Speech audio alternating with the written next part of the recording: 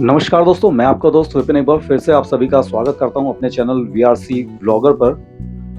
दोस्तों, आज हम एक बेहद ज़रूरी और गंभीर विषय पर बात करने वाले हैं, एसी ब्लास्टिंग। जी हाँ, आपने सही सुना, आजकल एसी ब्लास्टिंग की घटनाएं बढ़ती जा रही हैं। तो आइए जानते हैं इसके कारण और इससे बचने के उपाय और क्या सावधानियां बरतनी चाहिए जिससे हम इस तरह की घटनाओं से बच सकें। तो पहले बात करते हैं एसी ब्लास्टिंग के कारणों पर। तो दोस्तों, सबसे पहले ये समझना ज़रूरी है कि एसी ब्लास्टिंग आखिर होते क्यों हैं। इसके कई कारण हो सकते हैं। पहला जो कारण है वो है फॉल्टी इंस्टॉलेशन। जी हाँ, अगर एसी की इंस्टॉलेशन सही ढंग से नहीं की गई है तो ये ब्लास्ट कर सकता है। दूसरा कारण है ओवरहीटिंग। जब एसी लगातार लंबे समय तक चलता है तो उसमें ओवरहीटिंग हो सकती है। यहाँ मैं एक गलतफहमी को दूर करता चलूँगा, जो है कि एसी को अगर 24 के बजाय 16 या 17 पर चलाएंगे तो वो ज़्यादा ठंडा करेगा। तो मैं यहाँ आपको क्लियर करता चलूँ कि एसी को आप चाहे 16 पर चलाएं या फिर 24 या 26 पर, एसी कूलिंग उतनी पावर से ही करेगा। बात करते हैं तीसरे कारण की, शॉर्ट सर्किट। जी हाँ, इलेक्ट्रिकल सर्किट में खराबी या शॉर्ट सर्किट भी इसका कारण बन सकता है। चौथे कारण की बात करते हैं तो वो है गैस लीकेज। जी हाँ, एसी में गैस लीकेज होने से भी ब्लास्ट होने की संभावना बढ़ जाती है, क्योंकि आजकल जिन गैस का इस्तेमाल एसी में किया जा रहा है वो हाई प्रेशर गैस होती हैं, जैसे कि R32, R410। वैसे मैं आपको बता दूं कि R410 गैस जो है वो दो गैसों का मिश्रण है, इसलिए एसी में इस गैस को हो सके तो टॉपअप नहीं कराना चाहिए। अगर एसी पुराना है या उसकी मेंटेनेंस नहीं हुई है तो ये ब्लास्ट कर सकता है। तो चलिए दोस्तों, अब हम बात करते हैं कि हम एसी ब्लास्टिंग से कैसे बच सकते हैं। आप हमेशा ध्यान रखें कि आप जब एसी को इंस्टॉल करवाते हैं तो हमेशा किसी प्रोफेशनल से ही एसी की इंस्टॉलेशन करवाएं। मेंटेनेंस, एसी की नियमित रूप से सर्विसिंग और मेंटेनेंस कराएं। सही वोल्टेज, जी हाँ, एसी को सही वोल्टेज पर ही चलाएं और किसी भी इलेक्ट्रिकल प्रॉब्लम को तुरंत ठीक करवाएं। गैस लीकेज, जी हाँ, समय समय पर गैस लीकेज की जांच ज़रूर करवाएं। अगर आपका एसी 8 साल से ज़्यादा पुराना हो चुका है और ठीक से काम नहीं कर रहा तो उसे बदलने पर विचार करें, और हो सके तो एक अच्छे मैकेनिक से एक बार उसका प्रॉपर चेकअप करा लें कि वो अभी कितनी अच्छी कंडीशन में है। बात करते हैं सावधानियों पे। इसके अलावा कुछ सावधानियां बरतना भी ज़रूरी है, जैसे कि एसी को टर्बो मोड पर बहुत देर तक ना चलाएं, इससे एसी पर एक्स्ट्रा लोड बढ़ जाता है। अगर संभव हो तो ऐसा एसी लें जिसमें ऑटोमेटिक शटडाउन की सुविधा हो।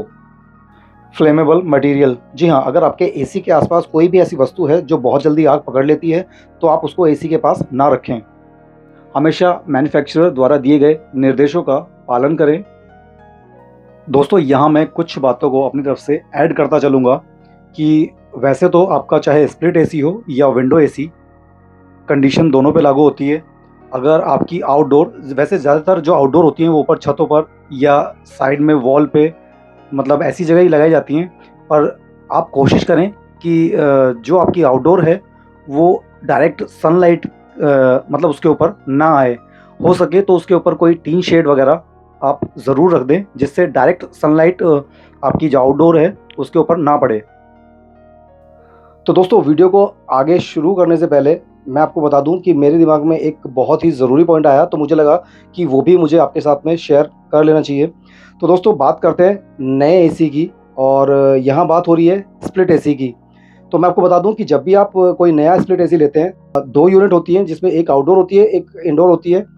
इन दोनों को कनेक्ट करने के लिए एक कॉपर की पाइप होती है जिससे ये दोनों आपस में कनेक्ट होती हैं। तो मैं आपको बता दूं कि ऊपर से एक प्रोसीजर होता है वैक्यूम करने का, जो आउटडोर यूनिट के पास जाकर के किया जाता है। तो आप कोशिश ये करें कि जब भी आप नया एसी इंस्टॉल कराएं तो अपने जो मैकेनिक को एक बार खासकर ये बोल दें कि वो उसको वैक्यूम करे। जी हाँ, और इसके लिए एक वैक्यूम पंप होता है जिसका स्पेशली काम यही होता है कि वो पूरे सिस्टम को अच्छे से वैक्यूम करे। और बात ये खाली नए एसी की मैं यहाँ नहीं कर रहा। अगर आपका पुराना स्प्लिट एसी है, अगर आप उसको एक जगह से हटा करके दूसरी जगह रीइंस्टॉल कर रहे हैं तो सेम प्रोसीजर उसमें भी ऐसा ही होगा। आपको उस यूनिट को भी, बल्कि जो पुरानी जो आपकी एसी है, उसको तो वैक्यूम करना और भी ज़्यादा ज़रूरी हो जाता है।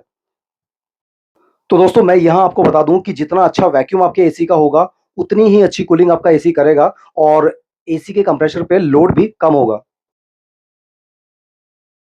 दोस्तों अगर आप चाहते हैं कि आपका रूम भी ठंडा रहे और बिजली का बिल भी कम आए, तो आप कोशिश करें कि दिन के समय आप एसी को 24 या 25 पे चलाएँ और रात में हो सके तो 26 और 27 पर आप एसी को चलने दें।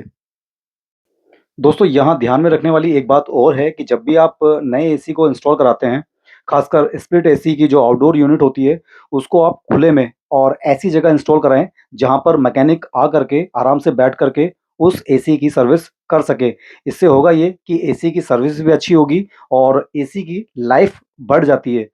पर दोस्तों देखा ये गया है इसके विपरीत कि जब भी एसी इंस्टॉल कराया जाता है, तो बहुत थोड़ी-सी जगह में, और कहीं न कहीं इसका कारण ये भी देखा गया है कि एसी के साथ में जो कॉपर की जो लेंथ आती है फिटिंग, वो 10 फीट की आती है और उससे एक्स्ट्रा जो भी पाइप लगता है, फिर उसका एक अच्छा मोटा जो खर्चा होता है, वो मतलब देना होता है। तो इसी कारण की वजह से जो आउटडोर होती है, उसको कहीं पर भी वॉल माउंट कर दिया जाता है। अगर पॉसिबल है तो आप आउटडोर को ऊपर छत पर ही खुले में इंस्टॉल कराएँ। तो दोस्तों ये थे कुछ कारण, बचाव के उपाय और सावधानियाँ जो हमें एसी ब्लास्टिंग से बचा सकती हैं। अगर आपको इस वीडियो से थोड़ी भी जानकारी मिली हो तो इसे लाइक और शेयर करें और हाँ, हमारे चैनल को सब्सक्राइब करना ना भूलें। अगर आप चैनल पर पहली बार आए हैं तो मैं आपको बता दूँ कि मैं बीच-बीच में अपने चैनल पर इस तरह की वीडियो अपलोड करता रहता हूँ। वैसे मेरा जो चैनल है वो ट्रैवलिंग बेस्ड चैनल है।